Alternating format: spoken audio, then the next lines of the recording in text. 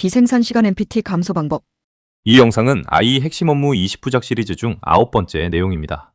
지금 여러분 공장의 봉제 라인은 하루 몇 시간이나 실제 생산되는 시간으로 가동되고 있을까요? 작업자도 자리에 앉아 있고 기계도 켜져 있지만 제품이 만들어지지 않는 시간이 조용히 흘러가고 있습니다. 이 시간을 비생산 시간이라고 합니다. 저명하게 아버지 피터 드러커는 이렇게 말했습니다. 측정할 수 없으면 관리할 수 없다. 여기에 제가 현장 경험을 하나 더 보태자면 관리할 수 없으면 개선도 없습니다. 비생산 시간 역시 마찬가지입니다. 오늘 측정하지 않으면 내일도 같은 손실이 반복됩니다. 업계 평균을 보면 잘 운영된다는 공장도 전체 근무 시간의 35% 이상의 비생산 시간으로 사라집니다. 하루 8시간 중 약 3시간이 그냥 낭비되고 있는 셈입니다. 이 영상을 끝까지 시청하시면 그 낭비의 정체가 무엇인지, 어떻게 측정하고 어떤 방법으로 줄일 수 있는지 명확하게 파악하실 수 있습니다. 오늘의 영상 순서는 다음과 같습니다. 1. 비생산 시간 방치로 발생하는 문제점과 손실. 2. 개선을 위한 선제 조치, 측정과 원인 파악. 3.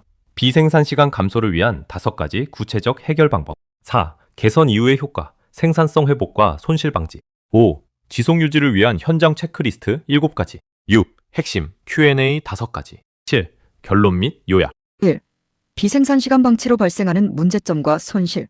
비생산 시간은 MPT라고 합니다. 한마디로 정의하면 작업자도 있고 기계도 돌아가고 있지만 실제로 제품이 만들어지지 않는 시간입니다. 현장에서 흔히 볼 수 있는 장면을 생각해 보시기 바랍니다. 제단물이 문제 있어 작업자가 멍하니 앉아 기다리는 시간.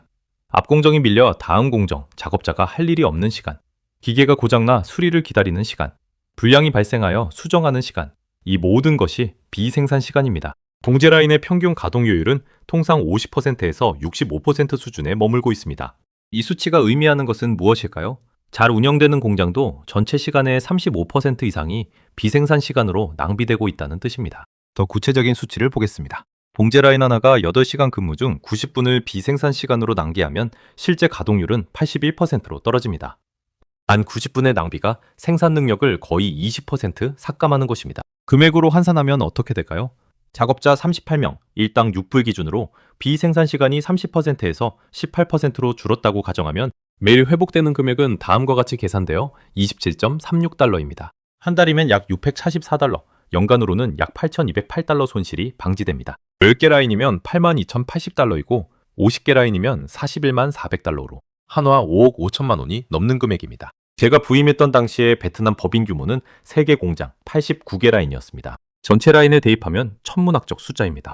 여기에 초과 근무 감소, 불량률 하락, 납기 준수율 향상에 따른 바이어 신뢰 확보까지 더해지면 그 가치는 더욱 커집니다. 비생산 시간은 숨어있는 손실입니다. 눈에 보이지 않기 때문에 방치되고 방치되기 때문에 매일 반복됩니다. 이것이 비생산 시간 문제의 핵심입니다.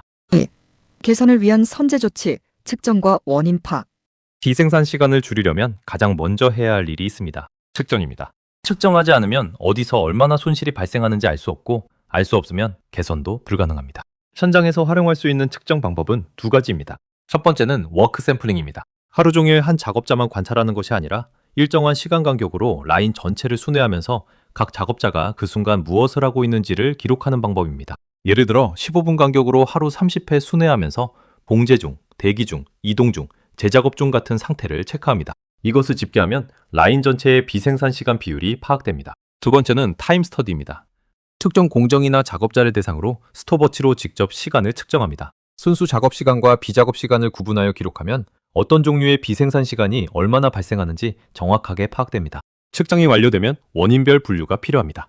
비생산 시간은 크게 3가지 유형으로 구분됩니다. 첫째, 대기 손실입니다. 원단이나 부자재가 제때 공급되지 않아 기다리는 경우, 앞 공정 작업이 늦어져 반제품이 오지 않은 경우, 작업 지시가 늦게 내려오는 경우가 여기에 해당합니다. 현장에서 가장 빈번하게 발생하는 유형입니다. 둘째, 설비 손실입니다. 기계 고장, 바늘 교체, 실 교체, 보빈 교체 등 기계와 관련된 중단 시간입니다. 전 세계 공장의 전체 설비 효율은 평균 55에서 60% 수준으로 설비 비효율만으로도 생산 능력의 상당 부분이 낭비됩니다. 셋째, 관리 손실입니다.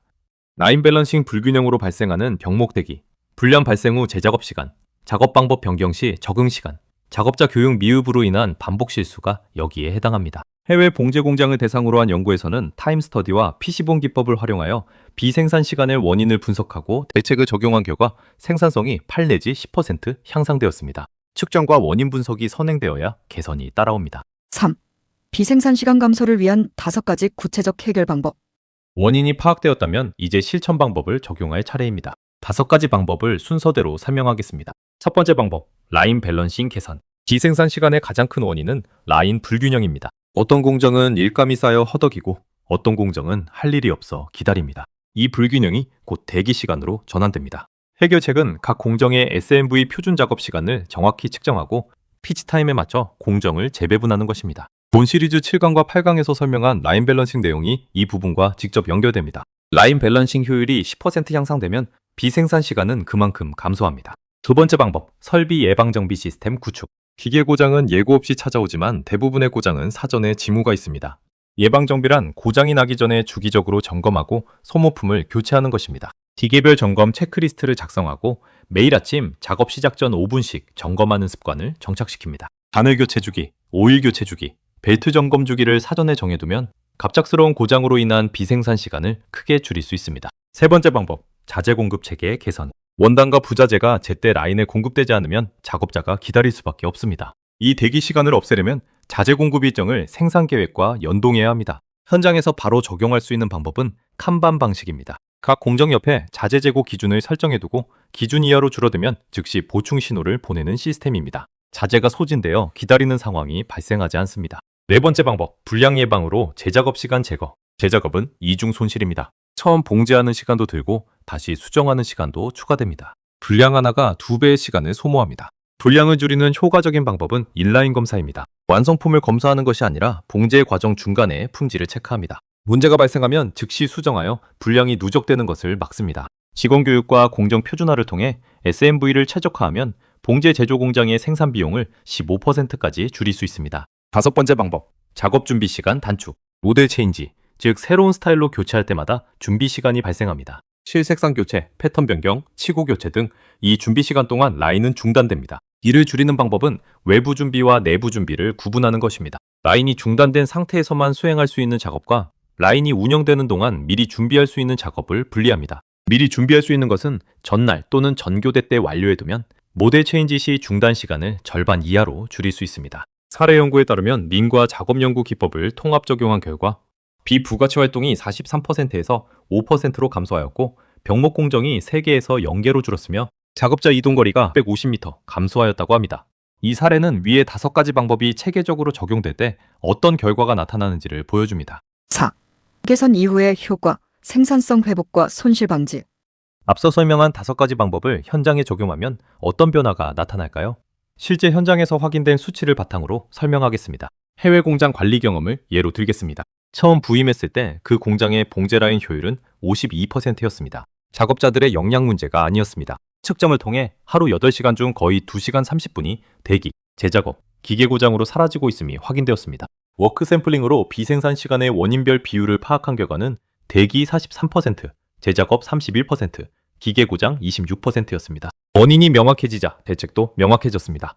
자재 공급 체계를 조정하고 인라인 검사를 도입하고 기계 점검 루틴을 구축하였습니다. 3개월 후 라인 효율은 52%에서 68%로 향상되었습니다. 효율이 16%포인트 오른 것이 현장에서 의미하는 것을 구체적으로 살펴보겠습니다. 생산량은 30% 이상 증가하였습니다.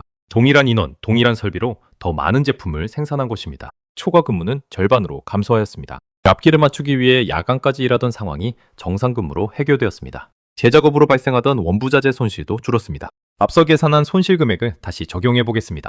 작업자 38명, 일당 6불 기준으로 비생산 시간이 30%에서 18%로 줄었다고 가정하면 매일 회복되는 금액은 다음과 같이 계산되어 27.36달러입니다.